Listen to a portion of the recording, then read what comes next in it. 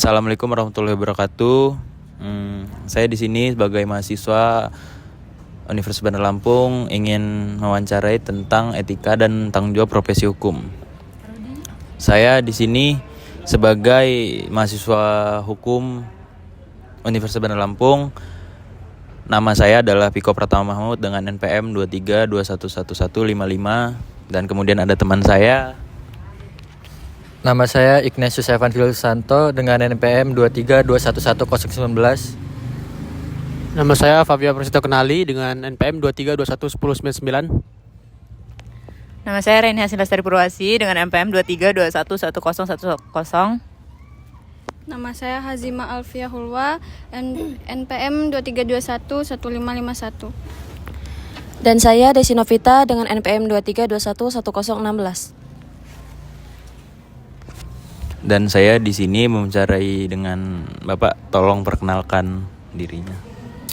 Oke, terima kasih ke teman-teman mahasiswa dari Fakultas Hukum angkatan tahun 2023. Oke, nama saya Dr. Beni Karya Limantara SHMH. Selain sebagai pengajar atau dosen, saya juga berprofesi sebagai advokat dari organisasi advokat yang bernama Pradi. Di organisasi tersebut saya sebagai wakil sekretaris DPC Pradi Bandar Lampung. Di sini kita ingin menanyakan beberapa pertanyaan kepada Bapak Beni. Yang pertama adalah apa saja prinsip dasar etika yang harus dipegang oleh seorang advokat dalam menjalankan perannya? Oke, terkait prinsip dasar dalam etika profesi advokat, yang pertama adalah menjaga hak-hak dari klien itu tetap terjaga. Contoh, dalam hal kita melakukan pembelaan terhadap klien, kita harus menjaga rahasia data yang dimiliki oleh klien. Lalu yang kedua, kita harus menjaga integritas sebagai advokat, karena advokat adalah officium nobile, profesi yang mulia ya. Jadi di saat kita diberikan pekerjaan dalam hal misalnya bantuan hukum terhadap klien atau orang atau masyarakat, kita harus benar-benar berjuang demi kepentingan hukum dari yang memang kita bantu. Misal kita mendapatkan klien terkait pencurian ataupun pembunuhan lah yang paling kejam. Sebenarnya kita bukan membela sifatnya sebagai pencuri, sifatnya yang memang membunuh, bukan. Tetapi kita hanya membela kepentingan hukum dari seorang pencuri maupun pembunuh tadi. Seperti itu. Ya, sekarang masuk ke pertanyaan selanjutnya. Apa sih Pak kalau peran advokat dalam memastikan akses keadilan bagi masyarakat yang kurang mampu, Pak? Terhadap masyarakat yang memang tergolong tidak mampu, Pradi sendiri khususnya ya, karena saya dari organisasi Pradi yang di bawah Ketua Umum Profesor Dr. Otto Hasibuan. Jadi di dalam organisasi Pradi sendiri itu ada namanya organisasi bantuan hukum. Jadi kita punya PBH-nya sendiri, pos bantuan hukumnya, yang diisi oleh lawyer-lawyer yang memang siap membela kepentingan masyarakat yang memang tergolong tidak mampu. Apa saja sih syaratnya? Syaratnya itu cuma satu. Yang penting dia punya surat keterangan tidak mampu. Orang yang meminta bantuan hukum di dunia advokat itu negara memfasilitasi. Makanya di tiap-tiap pengadilan itu ada pos bantuan hukumnya sendiri. Contoh di sini ada Pengadilan Negeri Tanjung Karang kelas 1A. Yang memang di sana ada pos bantuan hukum khusus untuk orang-orang yang memang tidak mampu, seperti itu. Apa aja sih Pak yang melanggar kode etik profesinya?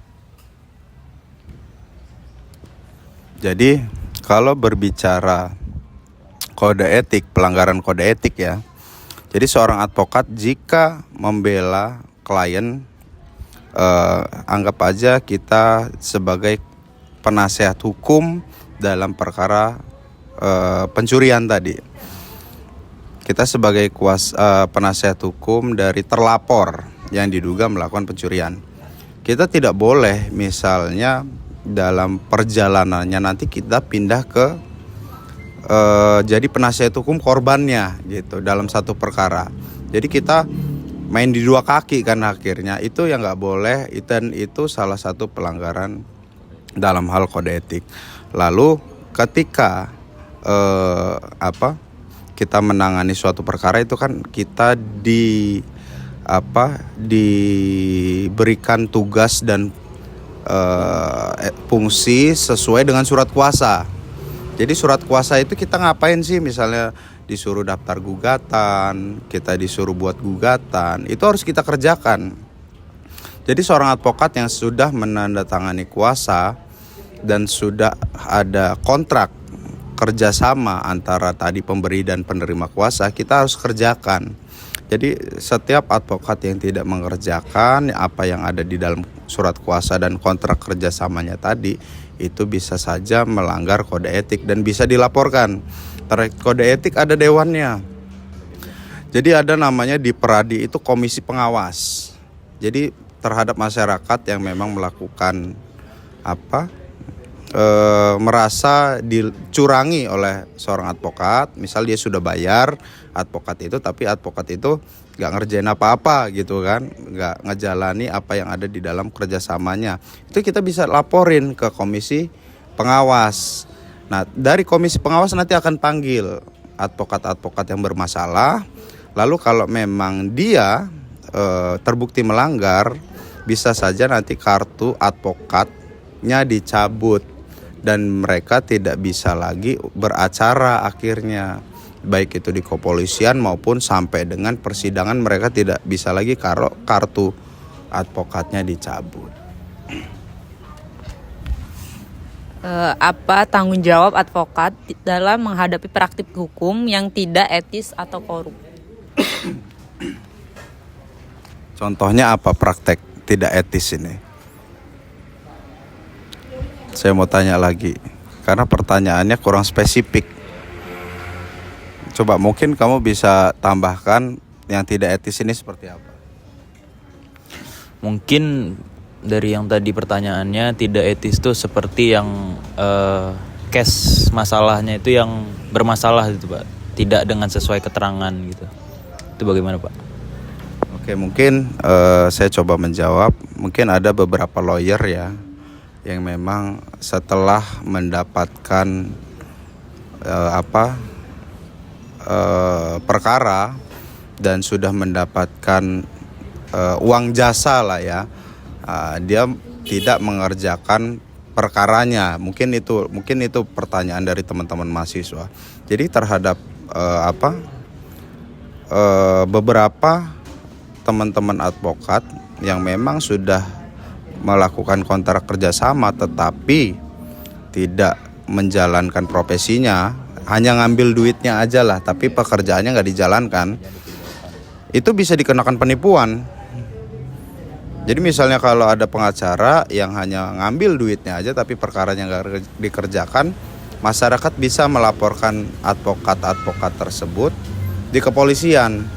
Nanti dari kepolisian akan konfirmasi ke komisi pengawas tadi yang di bawah ketua DPC Peradi Bandar Lampung tadi. Nah, lalu nanti dipanggil, diperiksa ini pelanggaran kode etik atau pelanggaran pidana. Kalau ada pelanggaran pidana, pasti nanti akan komisi pengawas akan merekomendasikan bahwa ini adalah masuk perkara pidana, dan kartu advokatnya selain dicabut, dia juga harus menjalani sanksi dan dia harus mempertanggungjawabkan perbuatannya tadi yang menipu kliennya, seperti itu.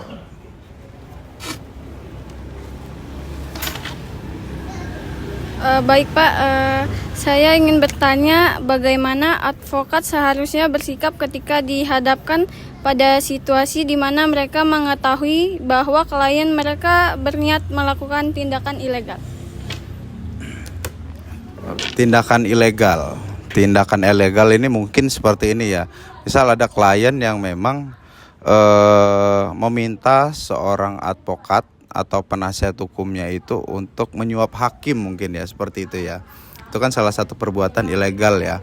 Karena praktek-praktek seperti itu dalam lapangan itu sering terjadi. Jadi terhadap perkara yang memang dialami oleh masyarakat itu pasti kan pengen menang.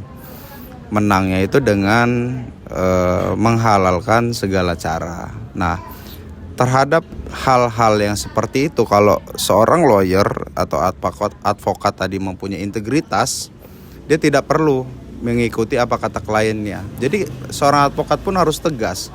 Jika memang ada klien tadi yang meminta untuk seperti itu, ya kita harus tolak. Kita harus tolak karena efek buruknya nanti terhadap suap itu kita juga sebagai lawyer bisa dipidana. Kan banyak kan lawyer-lawyer yang dipidana kan karena kasus suap saat dia menangani perkara-perkara korupsi. Jadi seperti itu kurang lebih saya bisa jelaskan. Dan bagaimana advokat itu dapat mempertahankan integritas profesinya di tengah tekanan dari klien atau pihak lain, Pak? Inilah yang seorang advokat itu harus punya mental baja lah ya. Misal kita nanganin suatu perkara itu pasti kita ada yang gak suka. Mungkin kita juga bisa diancam. Ada salah satu advokat senior, dia juga dosen dan sempat menjadi hakim agung. Namanya Artijo Alkostar.